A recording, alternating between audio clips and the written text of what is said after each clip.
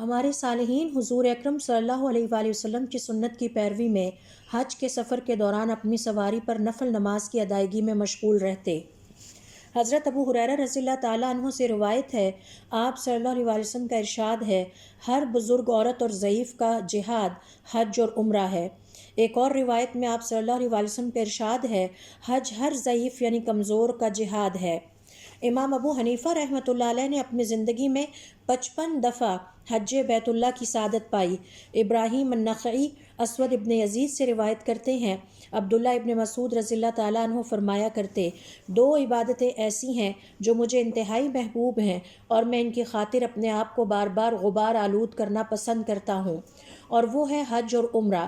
آپ نے ہر حج اور ہر عمرے کے لیے علیحدہ علیحدہ سفر کیے، اور روایت کے مطابق آپ نے اپنی زندگی میں 60 دفعہ حج اور 60 دفعہ عمرہ کرنے کی سعادت پائی۔